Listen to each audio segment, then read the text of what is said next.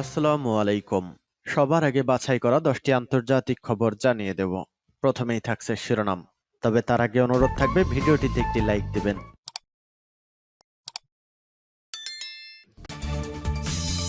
পুরোদমে ইসরায়েল ফিলিস্তিন যুদ্ধ চলছে, জানিয়ে দেব আমাদের হাতে থাকা সর্বশেষ গুরুত্বপূর্ণ আপডেট। আন্তর্জাতিক সংবাদ, যুক্তরাষ্ট্রের জন্য ইউক্রেনকে সাহায্য করার ক্ষমতা শেষ হয়ে যাচ্ছে বলছে বাইডেন। এরপর জানিয়ে দেব গাজায় ইহুদিবাদীদের আগ্রাসন, বোমাবর্ষণ থামাতে পশ্চিমা মিত্রদের চাপের মুখে ইসরায়েল।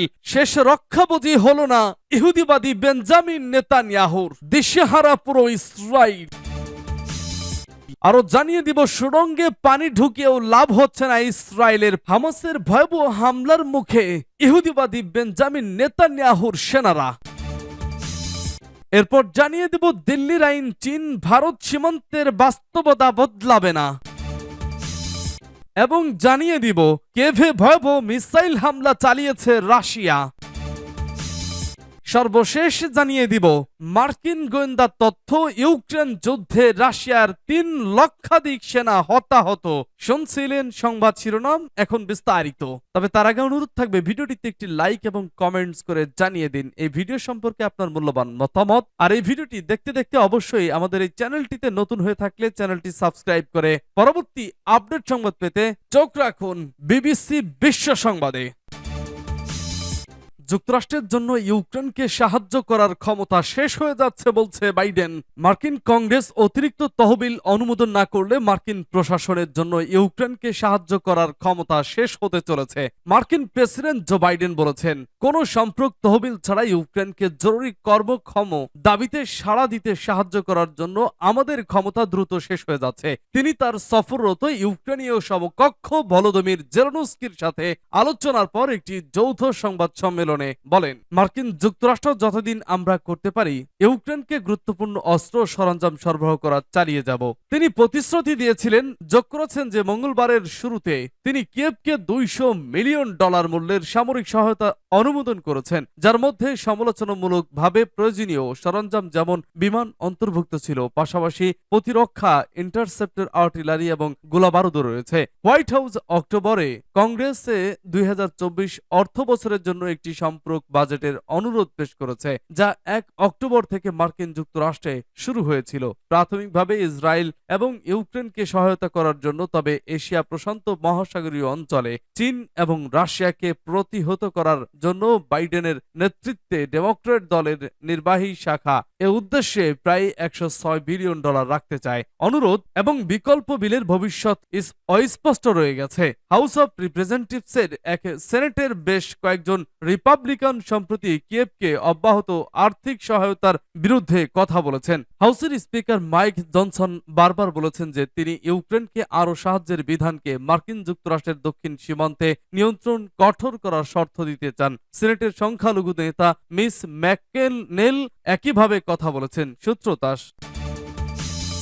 গাজায় ইহুদিবাদীদের আগ্রাসন, বোমাবর্ষণ থামাতে পশ্চিমা মিত্রদের চাপের মুখে ইসরায়েল। অবরুদ্ধ গাজা উপত্যকায় বেসামরিক জনগণের ওপর বোমা হামলা বন্ধের বিষয়ে পশ্চিমা মিত্রদের চাপের মুখে পড়েছে ইহুদিবাদী ইসরায়েল। কানাডা, অস্ট্রেলিয়া এবং নিউজিল্যান্ড এক বিরল যৌথ বিবৃতিতে গাজায় বোমাবর্ষণ বন্ধের আহ্বান জানিয়েছে। বেসামরিক জনগণ এবং বসতবাড়ি, ব্যবসা কেন্দ্র, স্কুল, কলেজ ও মসজিদ, গির্জায় ইসরায়েলের হামলার ব্যাপারে এই 3 দেশ উদ্বেগ প্রকাশ করেছে।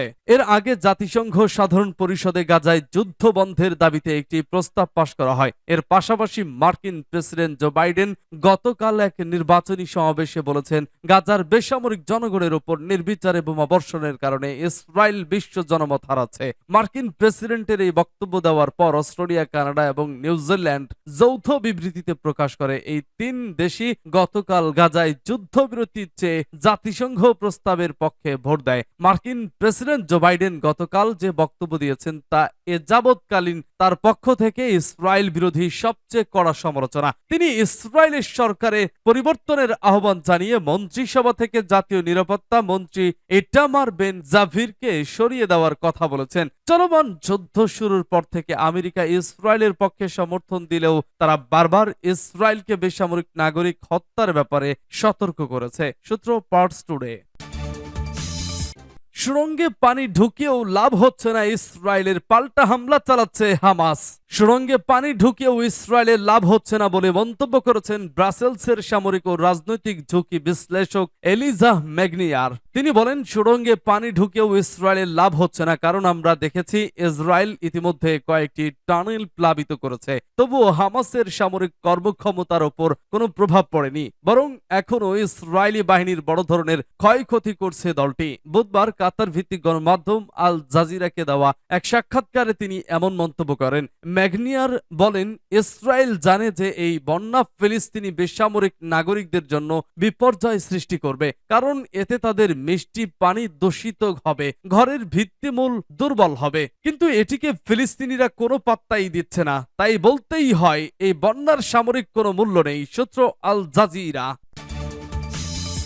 দিল্লির আইন চীন ভারত সীমান্তের বাস্তবতা বদলাবে না।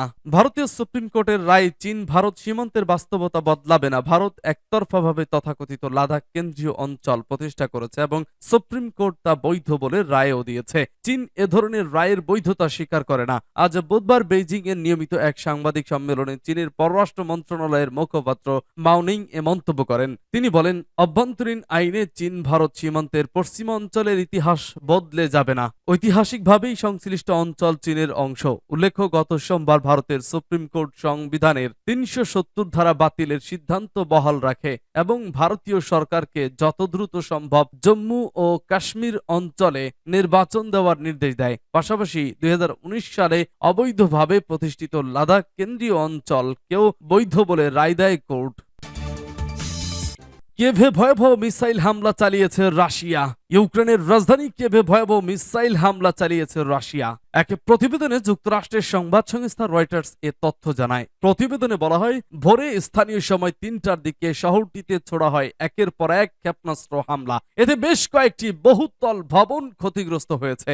আগুন ধরে যায় কয়েকটি গাড়িতেও। কিয়েভের মেয়র জানান, মিসাইল হামলায় আহত হয়েছে অন্তত ৪৫ ইউক্রেনীয়, এর মধ্যে ২ শিশু সহ ৮ জন হাসপাতালে ভর্তি।